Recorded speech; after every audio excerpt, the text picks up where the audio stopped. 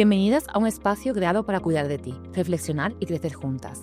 En este podcast encontrarás conversaciones con profesionales de distintas áreas, que compartirán herramientas prácticas y consejos para ayudarte a sacar tu mejor versión, tanto física como mental. Aquí no solo aprenderás, sino que también encontrarás inspiración para seguir avanzando hacia una vida más equilibrada y plena, para ser más tú que nunca. Hola a todos y todas y muchas gracias por dar al play un día más. Estamos aquí en Más tú que nunca. Y, como siempre, les quiero dar las gracias al patrocinador, a Supermercados Más, que su eslogan ya sabe que es "Somos andaluces como tú", y por eso apostamos por los productos locales y proveedores andaluces, que además tienen productos frescos y de temporada.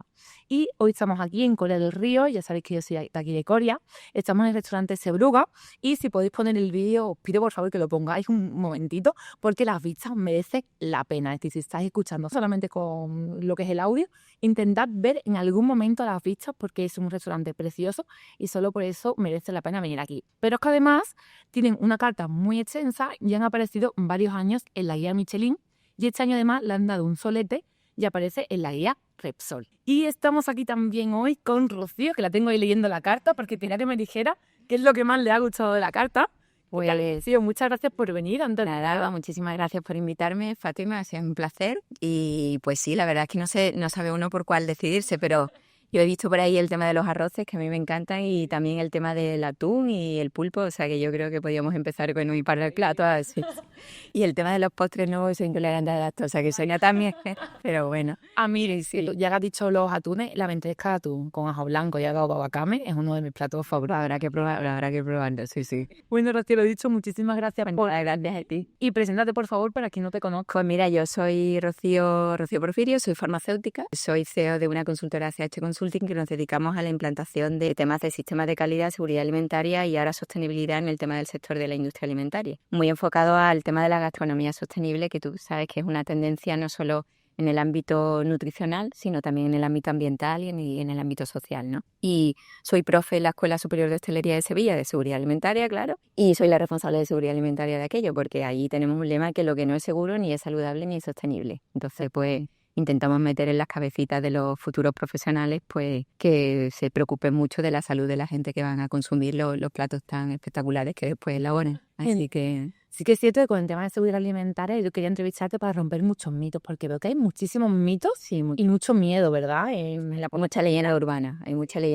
pero para lo bueno y para lo malo, ¿eh? Hay mucha leyenda urbana yo siempre digo las frases típicas de, bueno, lo que no mata engorda, ¿no? Y yo siempre les digo, pues vale a veces que te engorde, porque si te mata ya la historia no tiene opción, pues que yo no pasa nada, porque yo después le meto un golpecito de calor, lo cocino al fuego y ya está, ¿no? Entonces vas quitando un poco de leyendas y de dogmas de fe, como yo digo en cocina, que mucha gente, el tema de la descongelación, el tema del uso del huevo, el lavado de la carne. Entonces muchas veces el primer día de clase, yo siempre lo comento, que me resulta muy gracioso, ¿no? Porque los alumnos previamente el primer día, después de la presentación oficial, están conmigo. Y entonces, por el curso de manipulación de alimentos básicos, porque muchos de ellos al día siguiente empiezan con las prácticas. Entonces, claro, ellos vienen allí con las ilusiones de los platos, las elaboraciones, las estrellas Michelin, las presentaciones espectaculares, y de pronto llega una farmacéutica y le empieza a contar que la bacteria se multiplica, que ojo con los alécenos, que ojo con la contaminación cruzada, y entonces empiezan todos como, pero yo, ya me está contando aquí, no se espera, ¿no? Y entonces pues un poco que los vas a la tierra y le dices, no, que ojo con que el plato esté bueno, pero que el 50% de tu profesión es no causarle un daño en el perjuicio de la salud de las personas, ¿no? Y entonces pues rompes muchos mitos, pero muchas veces no solamente a nivel profesional, sino también a nivel, yo siempre digo que la bacteria no entiende de la cocina en la que está. Entonces yo he dado charlas de divulgación en asociaciones, en librerías educativas, y muchas veces aprenden más los padres que los niños, ¿no? O te dicen, pero ¿es posible que esto se haga así? Pues sí, hay muchos mitos, tanto por un lado como por otro, ¿sabes? Pues vamos a empezar, te voy a ir haciendo sobre todo las preguntas que más me enviaron en redes, aquellos mitos que quizás más se divulgan, y vamos a ir rompiendo esos mitos. Rompiendo, sí. La primera pregunta, ¿es malo cocinar en el microondas? No es malo cocinar en el microondas, al revés, muchas veces pues preserva las propiedades organoeléctricas del producto, y aparte la radiación del microondas no es ionizante, con lo cual es como que no penetra dentro del alimento, por decirlo de alguna manera. Entonces es un método de cocción. Incluso muchas veces cuando hablamos de procesos como la descongelación, y sabemos que la descongelación top 10, por decirlo de alguna manera, es la descongelación controlando la temperatura de frío, de pasar de congelación a refrigeración, Pero es verdad que hay opciones que también son, desde el punto de vista de seguridad alimentaria, son aceptables, ¿no? Como es agua fría y elaboración inmediata, y también el microondas. ¿Qué es lo que ocurre en el microondas en la descongelación? Pues que tenemos que asegurar que el alimento está completamente descongelado. No aquello de que en un momento determinado quizás lo hemos hecho todo, ¿no? De a ojo, de un poquito más y un poquito más. Y al final te das cuenta que los bordes se están cociendo y el centro está duro. Total, lo cual implica que la temperatura de elaboración no es uniforme y eso puede dar lugar a esa muerte microbiana que no sea lo suficiente, ¿no? Entonces, al final es la información. Sí se puede hacer, pero sí hay determinadas actividades o determinadas prácticas que tienes que hacerlo de forma correcta, pero con total seguridad se puede elaborar en el microondas. Eso estamos rompiendo moldes y seguramente habrá personas que no se lo creerán tampoco, pero es así. Además, lo que te decía un poco fuera de micro es que yo cada vez que subo una receta en el microondas, recibo muchísimos comentarios que parece que estoy matando a media población para ir de eso. ¿Cómo haces eso? Y sí. Y que es seguro cocinar en el microondas. Sí, sin lugar a dudas. Pero me ha gustado mucho lo que has dicho, que bueno, te has metido el tema de la descongelación, porque hay mucha gente que también descongela, pues si vivo lo sacas de temperatura ambiente. Si lo saco del congelador en temperatura ambiente, da igual que sea verano, invierno, ¿qué problemas para la salud puede tener? A ver, porque cuando habla de la frase esta típica y tópica que todo el mundo conoce de no se puede romper la cadena de frío, yo lo pregunto y digo, pero bueno, ¿eso qué es? Y dice, bueno, eso es que no puedo pasar de menos 18 o menos 22 a temperatura ambiente y no puedo hacerlo al contrario, tampoco puedo un plato que esté totalmente caliente y que le haya retirado en ese momento del proceso de elaboración a 80 grados, a 65, lo puedo meter en un equipo de frío porque al final alteras el mantenimiento del resto de los alimentos, ¿no? Entonces la descongelación debe hacerse a temperatura controlada no solamente para preservar las características organolépticas del alimento, sino para darte cuenta que el proceso de congelación es un proceso de conservación del alimento, donde le estás quitando a la bacteria distintos factores de crecimiento como son agua, temperatura, proteínas, porque al congelarse las moléculas de agua ya no pueden acceder. Claro, si esa descongelación tú lo haces con tiempo, pues todo eso que has quitado, que a esos factores de crecimiento que le has quitado a la bacteria, se lo estás dando. Y además hay una relación muy importante en el crecimiento bacteriano que es el factor temperatura-tiempo. Cuanto más tiempo, mejor con las mejores condiciones que tiene. Yo siempre les comento que en 7 horas una bacteria puede pasar de 1 a 2 millones. Entonces la solución, porque cada 15 minutos una bacteria se divide y origina 2 bacterias idénticas a la inicial con un crecimiento exponencial. Tú imagínate que sales a las 7 de la mañana en esta santa tierra, que ya a las 11 de la mañana y ya en esta ola de calor hemos tenido temperaturas de 35 grados. Otras personas tienen un aire acondicionado en la cocina, ¿no? Y entonces tú sales a las 7 de la mañana, colocas tu tupper y dices, bueno, yo vuelvo a las 2 de la tarde y a las 2 de la tarde yo eso le meto un golpe de calor y ya me lo como. El problema de la contaminación o el problema de que te produzca una enfermedad de un alimento no es que no tenga bacterias, porque no crecemos en un ambiente estéril. Sí. El problema es que no tenga el número suficiente para producirte la enfermedad. Y eso haces cuando tú controlas ese crecimiento. Pero si tú le das todo lo que necesita, pues de 2 o 3, que al final tú te lo tomas y ese alimento no te puede hacer o no puede hacer que tú desarrolles una enfermedad de transmisión alimentaria, pues al final si le das todo el tiempo, pues llega a una carga microbiana suficiente como para elaborarla. Y la siguiente pregunta que todo el mundo me dice, bueno, pero si lo meto en fuego, ¿a calor? Justo la pregunta que te iba a hacer. ¿A qué temperatura? Porque a 50 que a lo mejor a ti te gusta algo a media templadito, resulta que a 50 nadie se muere. Se mueren a partir de 65 grados y además durante un tiempo determinado. Y normalmente esa temperatura final de la elaboración se alcanza cuando ya el plato se está terminando de elaborar. Con lo cual, ¿cuánto tiempo tendrías tú que mantener en condiciones de temperatura de muerte bacteriana un plato para que realmente eliminara esa carga microbiana que ha producido por una mala descongelación? El alimento se achincharraría. Entonces, no es el calor. Sí, evidentemente, elaborar a temperatura alta es una garantía de seguridad alimentaria, pero el proceso anterior tampoco nos lo podemos saltar. Entonces, la descongelación más adecuada es de congelación a refrigeración y hay alternativas como es el agua fría o el microondas, pero sí requiere una elaboración posterior. Vale, y también ya que estamos hablando del tema de la congelación, te quiero preguntar porque hay personas que dejan quizás un año la comida en el congelador, un tupper en el congelador. ¿Realmente esto es seguro? ¿No es seguro? A ver, eso depende mucho de... habría que hacer un estudio de ciclo de vida útil, ¿no? Para realmente el tupper que nosotros hacemos en casa, la albóndigas o carrillera, para tenerlo. Pero habitualmente eso depende también mucho de lo que es el tipo de congelador que tengamos en casa, donde ya te establece, esto es como el etiquetado de los alimentos. Cuando dices, bueno, una vez que abro el alimento, pues tienes que ser fiel al etiquetado. Una vez abierto, tanto tiempo. Pues igual en el congelador te pone muy claramente cuál es el tipo de alimento, una semana, dependiendo, hay veces que producto fresco congelado te puede durar más tiempo, un mes, pero eso de años enteros, no, esto es como los productos cosméticos de un año para otro, ¿no? Productos cosméticos de un año para otro ya, Si es protección solar ya no tiene eficacia, y si es un maquillaje, pues los maquillajes tienen también su periodo de caducidad, ¿no? O sea Que que... ralentiza el crecimiento bacteriano, pero que acaban Pero creciendo. acaban creciendo, evidentemente. Sí. Otra pregunta que también creo que es un mito muy común, que a mí de hecho me hacen mucho en consulta y me lo preguntan también por redes sociales, que es: ¿el pollo tiene hormonas? ¿Es seguro comer pollo? A ver, el pollo no tiene hormonas porque no están permitidas por la Unión Europea y porque nada de cualquier alimento que entre en el marco comercial español tiene que cumplir la normativa europea y bueno, y no puede hormonarse un pollo, no está prohibido hacerlo. Entonces, el pollo no tiene hormonas. Es verdad que muchas veces cuando ves determinados porcentajes de pollo fresco, el porcentaje de pollo no es tanto como en unos o en otros, pero eso no quiere decir que ese pollo sea inseguro desde el punto de vista de seguridad alimentaria. Todo lo inseguro que puede ser desde el punto de vista de seguridad alimentaria, cualquier producto cárnico que ves la etiqueta y dice esto no es carne picada, esto es un producto cárnico, porque aparte de carne picada tiene una barbaridad de cosas, ¿no? ¿Es más seguro la carne picada o el producto cárnico? Pues lo que es carne picada 100% es mucho más seguro que un producto cárnico, porque al final le meten muchos conservantes, incluso muchas veces edulcorantes, todo ese tipo de cosas. Pero el pollo no puede tener hormonas, porque si el pollo tiene hormonas no se puede poner al consumo, ¿no? No se puede vender en un establecimiento de alimentación. Y de que has hablado también de los aditivos, porque se tiene también mucho miedo a todo lo que lleva una E delante. ¿Cuál es tu opinión al respecto? A ver, los aditivos tienen una lista enorme que cuando te toca estudiártela por el tema de seguridad alimentaria, te mueres, pero al final, porque existen aditivos, coadyuvantes, ayudantes al no sé cuánto, saborizantes, eso es eterno, ¿no? Y es una lista abierta, como yo digo, una lista abierta que está en continua renovación. Y cada 10, 15 años salen uno y entran otro.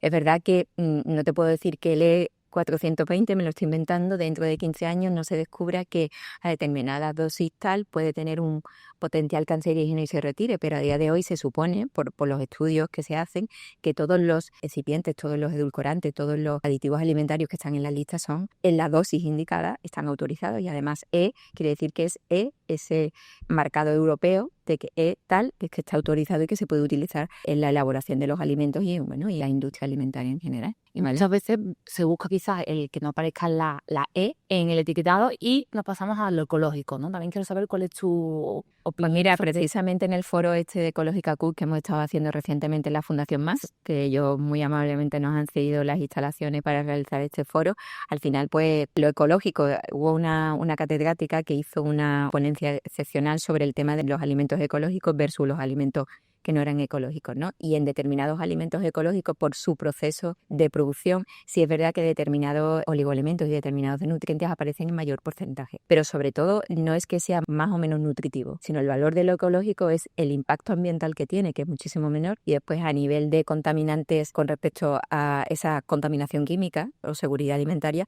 sí es mucho menor que cualquier otro tipo de alimento. Una fruta ecológica tiene mucho menor impacto ambiental y mucho nivel impacto a nivel de contaminación química en el ser humano que cualquier fruta que está tratada con plaguicidas, a pesar, evidentemente, que esos plaguicidas tienen una normativa que obliga a utilizar una dosis determinada y están totalmente autorizados por el registro de biocidas, ¿no? Pero evidentemente un alimento ecológico es muchísimo más seguro y sostenible que cualquier un alimento, no diría yo a lo mejor nutritivo, pero sí seguro y sostenible que un alimento convencional. Que verdad que yo creo que con lo ecológico hay mucho desconocimiento. Sí, en la de conocimiento todavía, ¿no? Aquello de que es más caro también, ¿no? Bueno, a lo mejor es lo que decía en el foro, que a lo mejor para darle sabor y hacer una salsa de tomate, a lo mejor si coges 3 tomates ecológicos tienes una salsa con muchísimo sabor, y para cualquier otro tipo de salsa con tomates que no son ecológicos tienes que echar 1,5 kg, por decírtelo. Sí, un poco exagerado, pero es así, ¿no? Porque el sabor no es el mismo, ¿no? El ecológico y también el alimento de temporada. Cuando tú comes tomate, cuando tocas realmente el tomate, pues los tomates saben más a tomate que cuando estás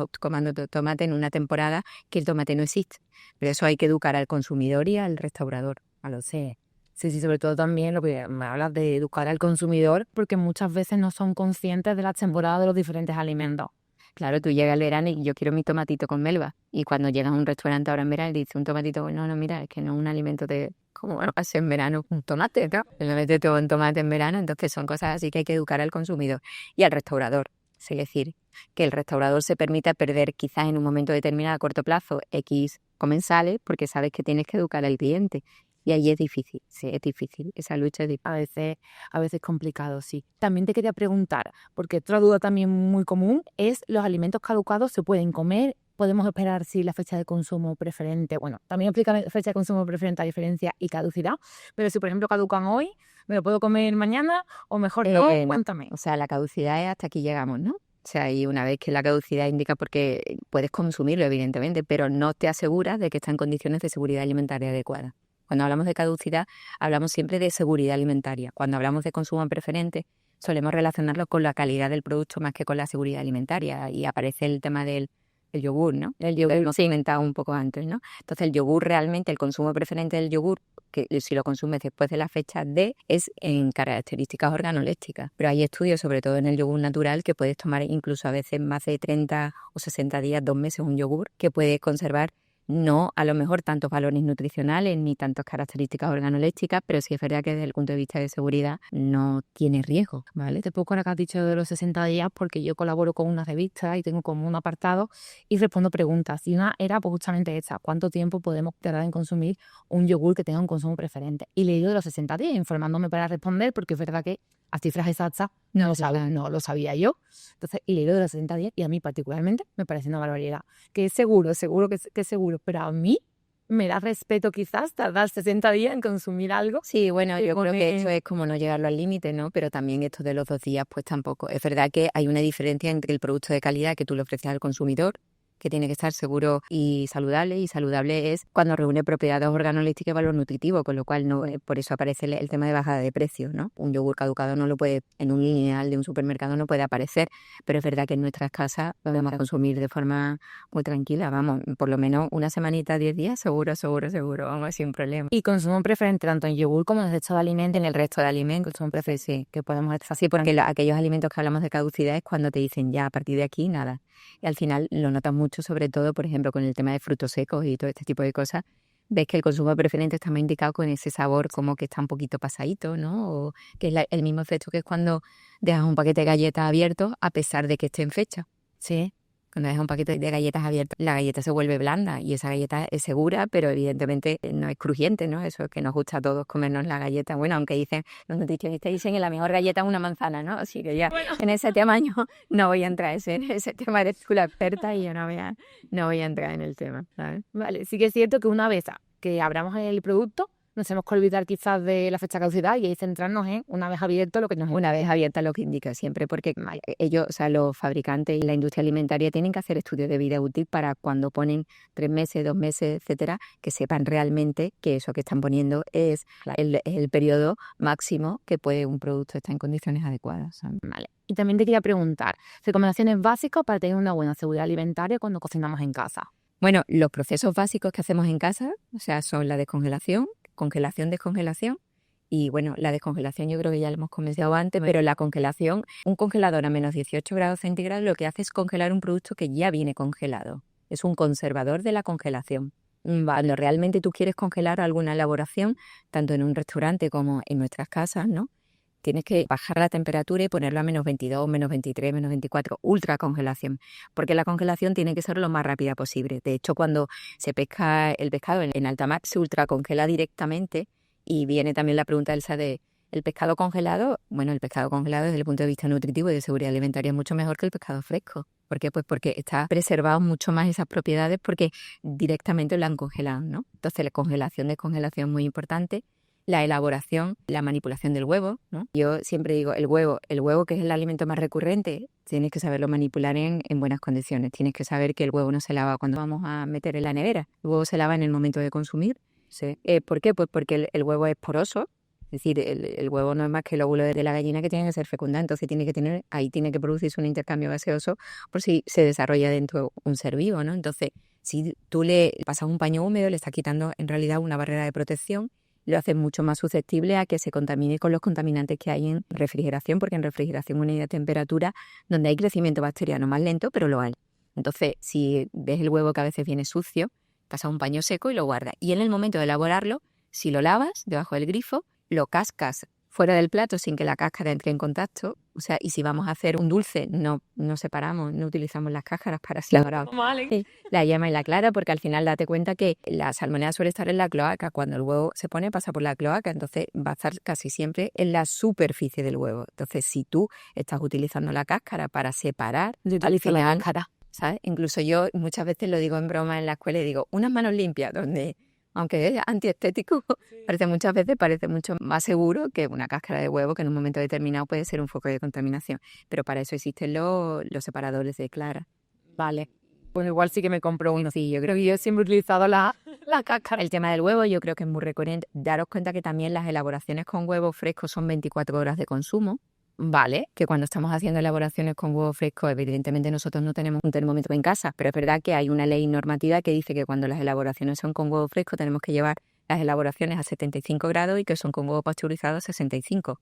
Con lo cual, cuando hacemos una tortilla en casa, si la vamos a consumir porque nos gusta el huevo crudito, tenemos que tener un consumo inmediato. Inmediato. Ese huevo que se sale de la tortilla, que a todo el mundo le encanta, al final es un riesgo de seguridad alimentaria, entonces el consumo tiene que ser inmediato. Y también compramos a lo mejor una tortilla hecha o una elaboración con huevo hecha, máximo le tenemos que dar 24 horas. O sea, que no tenemos esa tortilla que compramos que tiene un grosor importante y nos tomamos 2 trozos y desayunamos y almorzamos y al día siguiente y tal. Eso tiene un consumo determinado. Todas las elaboraciones con huevos, si lo hacemos en verano, pues quería, quizás que utilizáramos huevo pasteurizado, ¿vale? Y la conservación del frío. También un poco el tema de que nos llevamos cuando nos vamos de picnic a la playa, pues elaboraciones que tengan un margen de seguridad alimentaria. Por ejemplo, la tortilla no es el producto más... Te quiero hacer una pregunta. ¿En restauración no es obligatorio utilizar huevina? No, puedes utilizar huevo fresco.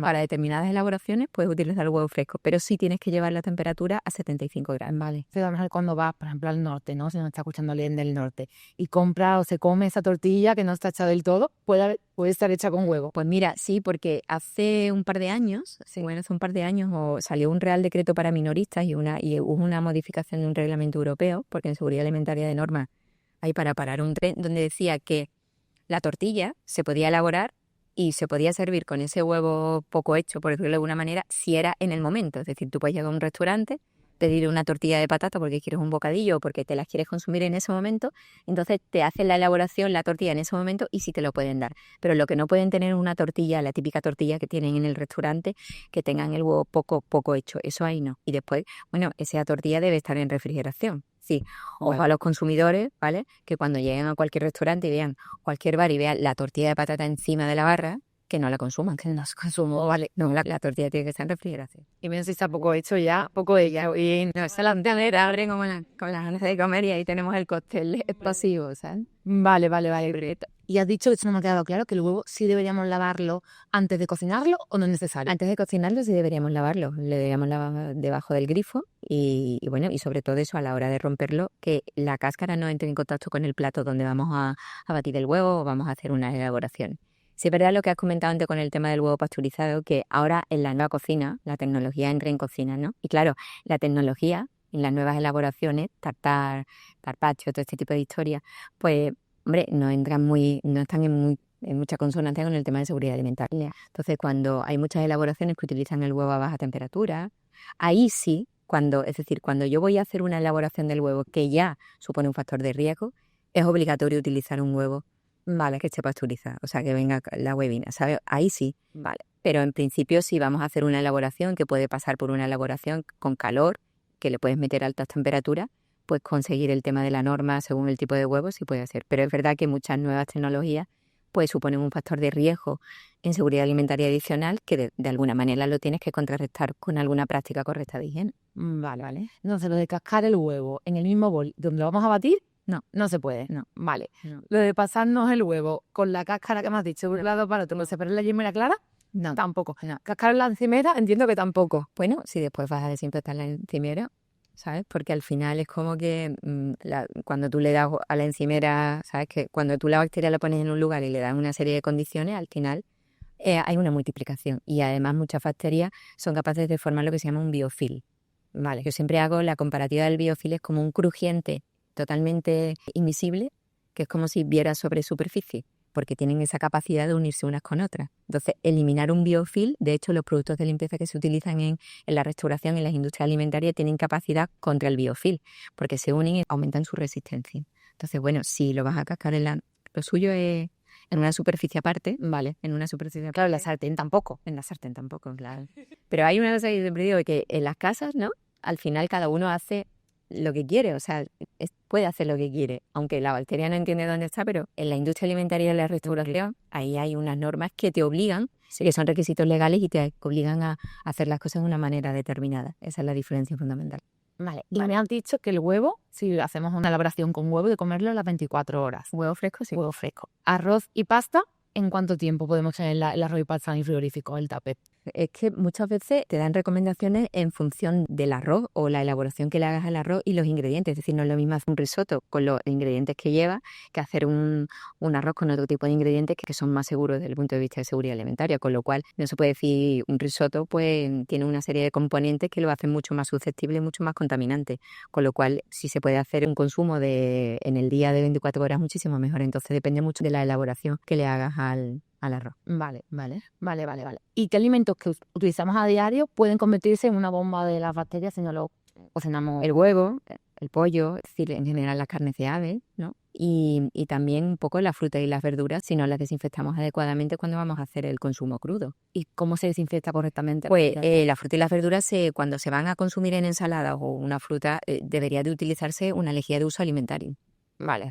O sea, es así, o si, por ejemplo, no la utilizamos en casa, estoy hablando en casa, no estoy hablando en el tema profesional, pues utilizarla bien debajo del grifo, enjuagarla bien, porque es verdad que el agua tiene un cloro, ¿no? Que tiene un poder desinfectante. Incluso muchas veces si le das con un poquito de lavavajillas y después la enjuagas, también, siempre que sea con piel, ¿no? Pero evidentemente eso de coger la fruta directamente que te vas a comer con piel, una manzana, un melocotón, un plátano evidentemente no, porque se le caga la piel y ya está, ¿no? Pero aquella fruta que te vas a comer con piel, lo suyo es desinfectarla, igual que la lechuga o el tomate cuando la vas a consumir cruda. Vale, incluso cuando vas a hacer una elaboración que no va a pasar por un procedimiento de calor. Si vas a hacer una salsa de tomate es distinto a si vas a hacer un salmorejo o un gazpacho, donde son elaboraciones frías, donde ese factor de eliminación bacteriana no existe, ¿no? Entonces, lo tenemos que... porque las bacterias, como yo digo, se conoce mucho la salmonela. Y se habla en verano, ahora que tú hablas de los alimentos susceptibles, el huevo, ¿no? La tortilla, la ensaladilla, tal. Pero que es que la contaminación bacteriana existe de enero a diciembre y que hay muchos elementos relacionados con los alimentos, muchas bacterias, como son la salmonela, el campylobacter, pero también la listeria, ¿no? Que fijaros lo que pasó hace 2 o 3 años con el tema de con la carne mechada, ¿no? O sea que, bueno... Porque además la listeria es un alimento que en determinados casos pueden tener un periodo de incubación de hasta 2 meses. Entonces, claro, tú te tomas una determinada elaboración y a los 2 meses tú cómo te vas a acordar de esos síntomas, cuándo aparecieron y en qué momento fue y por qué alimento, ¿no? Es cierto, la precaución al final y la prevención es lo que mejor funciona, ¿no? Vale, muy interesante todo lo que está diciendo. Yo creo que incluso hay que escuchar este podcast con una libretita para sí, vaya muy huevo, para cómo limpiar bien la fruta. Lo que le va a hacer, ¿no? O sea, la verdad que... Y ahora que estamos en verano, consejos prácticos, que han mencionado algunos antes, pero consejos para no tener intoxicación en verano. Pues ojo con las temperaturas, ¿verdad? Que en el tema del verano la cadena de frío, pues, los equipos de frío en casa tienen que funcionar y no dejar nada fuera, nada fuera. Ojo también con el tema de la regeneración. Siempre digo que es mejor calentar 5 platos a calentar una olla 5 veces, porque al final en esa regeneración del producto continuamente en la misma olla, al final la primera a lo mejor tú puedes alcanzar una temperatura de 65, pero ya las siguientes veces es difícil porque ya se pone caliente antes, ¿no? Y templadito, y a 45 también está templadito, pero es que a 45 no hay, y también si hay alguna espora por ahí suelta en la bacteria que le estás dando condiciones, a partir de la espora puede favorecer el crecimiento bacteriano. Entonces, ojo con la regeneración, ojo con la congelación, descongelación del producto, con la conservación en frío de todos los productos y ojo con qué alimentos nos vamos a llevar en los temas de viaje, de transporte, de que vamos a hacer los bocadillos, qué salsa vamos a utilizar. Es decir, vamos a ir a alimentos seguros que tienen una conservación mucho más larga en el tiempo y que no se estropean con tanto tiempo porque las condiciones externas van a favorecer el crecimiento bacteriano, ¿no? Vale. A mí siempre me gusta acabar, Rocío, con un reto para dar en esta semana a los oyentes. ¿Qué reto le podemos poner que tengan que ver con todo lo que... ¿Qué reto? Pues mira, leer el etiquetado de todos los productos sería un reto para saber realmente cuál es la composición de ellos y que se hagan pues como un autodiagnóstico para de todas estas cosas que hemos dicho, cuáles son aquellas que están haciendo realmente, no solamente ellos, sino su entorno. Y seguramente se quedarán sorprendidos de que alguna barbaridad por ahí seguro que te aparece. ¿Cuál es el error que es más suele encontrar? La descongelación es un error muy habitual en el tema de la descongelar y el lavado de la carne. Sobre todo de la carne de ave, ¿no? Muchas veces te dicen, no, pero es que el pollo viene sucio y viene con el resto de ello. ¿Cómo voy a elaborar el pollo así? Digo, no te das cuenta que se habla del pollo con la salmonela, pero que hay otra bacteria muy común en el pollo, en la carne de ave, que es el campylobacter, que si tú, por ejemplo, estás limpiando el pollo, estás echándole agua al pollo, al final estás también, es como aspersor, estás expandiendo esa bacteria por el resto de la superficie, por la encimera, por la tabla, y al final estás haciendo también como una dispersión de esa contaminación. Sí. Con lo cual el pollo no hace falta lavarlo. Sí, lo vas a elaborar evidentemente a una temperatura totalmente correcta. Entonces el tema del lavado de carne, la descongelación y el uso adecuado del tema del huevo, sí, son como 3 hitos o 3 ítems que se repiten muy habitualmente en prácticas incorrectas que se producen en los hogares, en ese sentido. ¿El pollo ni se lava? No. Ni tiene hormonas, tampoco. No. Que eso quede claro, No. Para el oyente. El pollo que puede tener hormonas es un pollo que es un riesgo desde el punto de vista de seguridad alimentaria, ¿vale? Que es una alerta alimentaria, igual que el alimento sin gluten que tiene una contaminación cruzada por gluten. Claro. Pero que no es permitido. Hormonas para que, como dicen, para que creen. Es permitido en esto. Y que eso, claro, después de escuchar el podcast. Sí. El huevo tampoco se lava para guardarlo, se lava antes de cocinarlo. Sí. Y no lo podemos cascar ni en el bol, ni en la sartén, nada, en un... De la cáscara no puede tocar nada de lo que vamos a utilizar para elaborarlo ni para hacer una manipulación del huevo. Y consumirlo a las 24 horas que hemos Si es huevo fresco, sí. Perfecto. Y también hemos dicho 100 puntos más interesantes para terminar. Bueno, lo del microondas, que es sano cocinar en microondas. Y si vamos a descongelar en el microondas, tenemos que cocinarlo después. Inmediatamente. Si yo voy a hacer una elaboración con algo descongelado en agua fría o en el microondas, la elaboración tiene que ser inmediata. Y también hay una cosa que me preguntan mucho, que es, si yo descongelo, por ejemplo, una carne, evidentemente no la puedo volver a congelar. Todavía esa práctica que parece que es un hito que todo el mundo sabe, todavía hay personas que no lo tienen claro. Pero si yo descongelo, por ejemplo, carne de ternera, elaboro unas albóndigas, sí puedo volver a congelar esa elaboración que he hecho. Lo que no puedo volver a congelar es la materia prima en sí.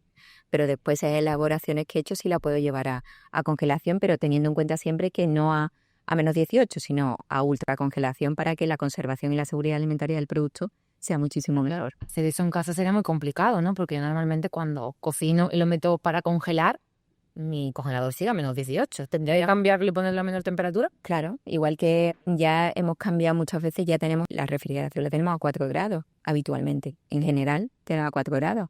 Hace unos cuantos años se tenía 7 u 8, se tenía más o menos la temperatura de conservación de la fruta y verdura y nos olvidábamos un poco de la carne y el pescado. Vale. Entonces ahora se tiene entre 3 y 4 grados, se tiene la parte del equipo de frío, entonces la congelación, incluso ya en muchos hogares hay también ese congelador que se utiliza solamente para el tema de congelación de elaboraciones, porque se dedican a lo mejor a cocinar el fin de semana y empiezan a meter tapes y lo conectan ahí, lo ponen a una temperatura de menos 23, menos 24, ¿vale? Vale, qué interesante, porque todo lo que hemos hablado. Muchísimas gracias de nuevo por venir ahí. Por invitarme, ha sido un placer estar aquí y espero que cuando lo escuchen, lo hagan, lo lleven a cabo, porque estamos jugando con la salud, que es muy importante, lo más importante. Sí, pues Rocío, lo dicho, venga, gracias. Pues nada, a ti, gracias.